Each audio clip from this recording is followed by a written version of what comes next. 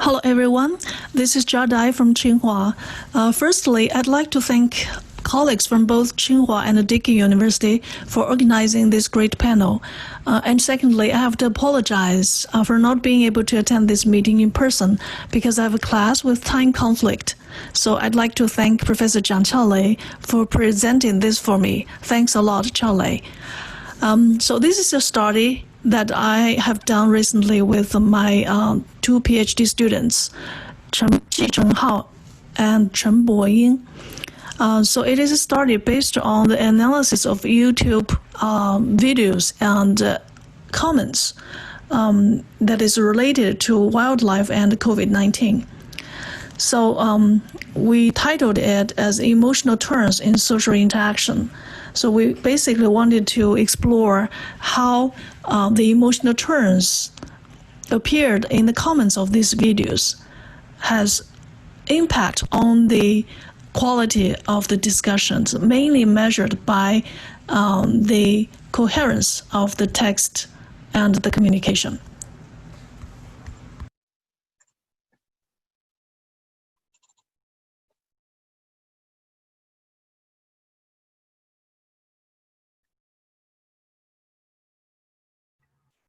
Although there is no scientific conclusion yet, a consensus seems to have emerged on the origin of COVID-19. It is a zoonotic infectious disease possibly transmitted to human beings through wild animals. While there are debates on the integrity and the reliability of the chain of evidence, there is no doubt that most of Wuhan's early infected persons had been to a seafood market where wild animals are sold. Also, horseshoe bats and pangolins are suspected intermediate hosts of the novel coronavirus. And historically, a lot of zoonotic disease have been proved to be connected to wildlife source, such as SARS, Ebola virus, etc.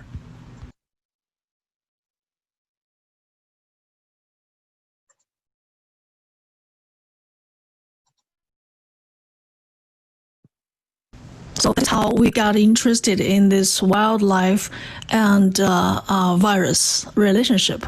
So we searched, putting the keywords of wildlife and COVID-19 into YouTube and found out that the most read stories or videos, just as listed here, could be categorized into groups. The first group, we call it type 1, which is largely related to link wildlife trade to COVID-19. And the second group, we call it type 2, which are mostly the animals reclaiming their spaces into the human living spaces. So here, these videos were most read ones on the platform, and we collected all the data from all these videos and its respective comments as well.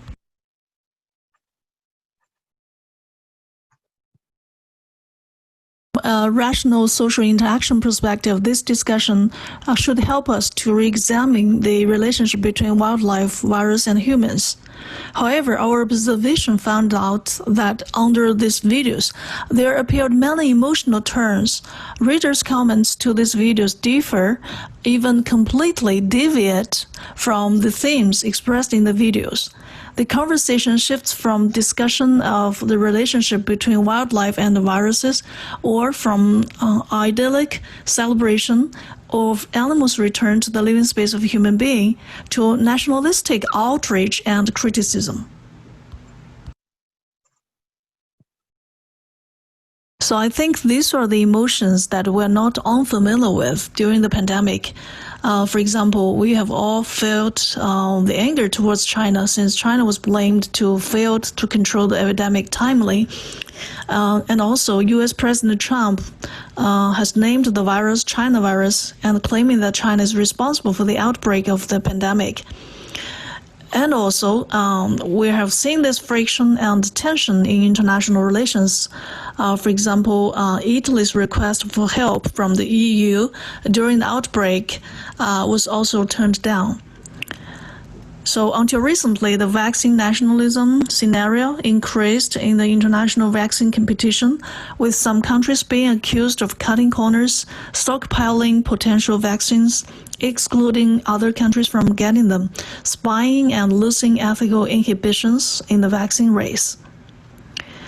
So these events reflect the parochial emotions related to patriotism that weighs the interests of one's own country above that of the global, and the ignorance of fearfulness of the less intimate things. But to cope with and eliminate the pandemic needs to promote the global emotion, however, and to promote global cooperation under the global values and principles beyond nation states. So here we come to see this competition between the global and the parochial emotions. So our major research curiosity is focused on how these emotions could impact coherence in the computer-mediated communication. So coherence could be understood as the quality of being logical and consistent in social interaction. Or according to Correlatius' definition, it is a general process of sense-making in which individuals engage whenever they communicate. So basically, coherence is this consistency and the maintaining of the meaningfulness between the communicators. Only if we maintain the coherence that we could understand each other in communication. So the goal of this study is to explore the emotions, the emotional turns, and also the value of coherence in social media communication, and how the emotion could impact the coherence in the communication. So we propose two research questions. The first one is about how global and the parochial emotions are presented in the videos and comments. And secondly, how emotions are turned and what impact it has on coherence of discussion.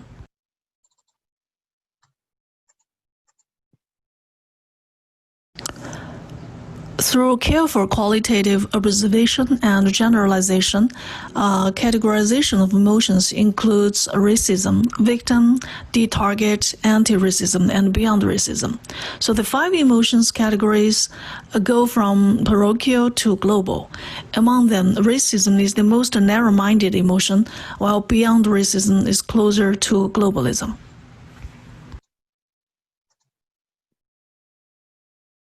So here is our analysis using the media package approach for type 1 videos. So type 1 video is largely related to link wildlife trade to COVID-19 virus. So it is usually associated with virus with wildlife consumption. So it is suggested that wildlife consumption was inhumane and illegal, and irregulated trading should be prohibited. It is worth noting that such videos often refer to China as the source of the epidemic and consumers of wildlife. When referring to other countries, they are often regarded as the victim of the epidemic or the epidemic prevention and control party.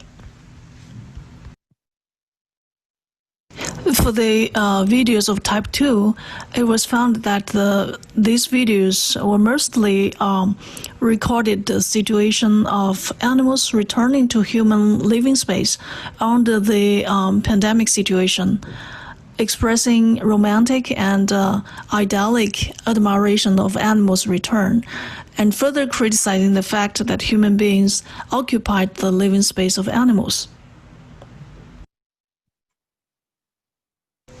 So in order to analyze the differences of emotions contained in 2 kinds of video comments, Chisquare Test was conducted and significant differences were found. So here, as you can see in the table, type 1 had high proportion of racism, and type 2 had a higher proportion of beyond racism. So this is basically the most remarkable differences among the 2 types of comments. here in this graph, we had a visualization of the turns in the structure of the comments. So for example, comments number 1 had expressed an anti-racism opinion, and then comments number 2 responded the same. But then the third one turned to racism until the comment 6 had turned to another emotion category, which is victim, and then till 7th, it gets back to anti-racism. So these different colors represents the turns between different categories of emotion, and as you can see here, they are quite, colorful. So meaning there are a lot of turns occurred actually within the communicators.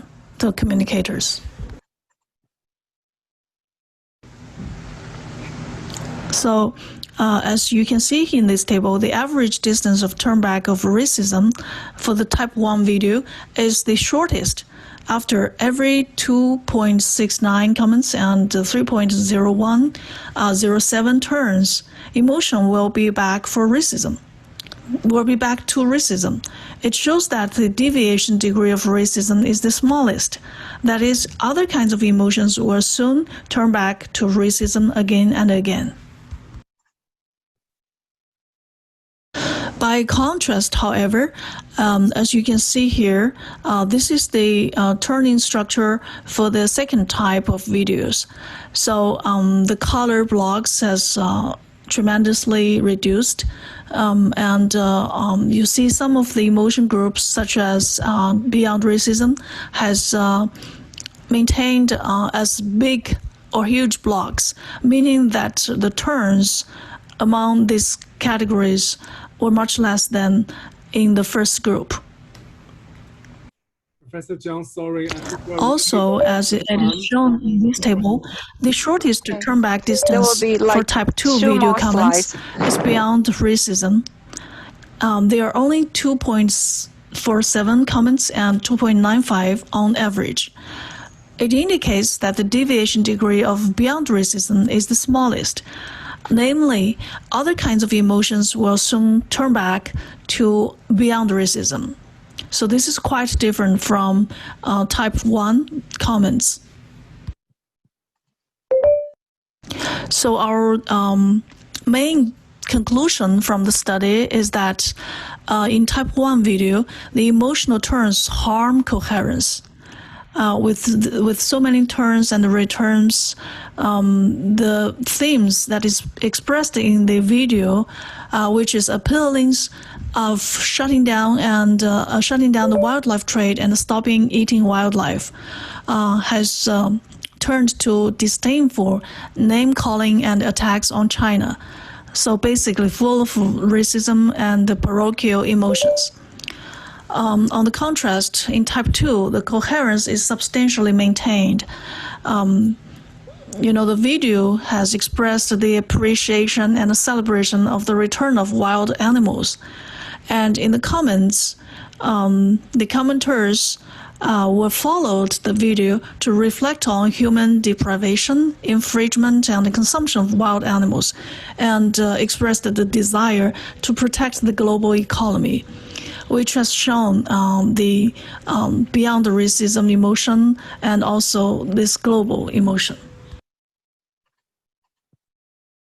So what are the major takeaways from this study?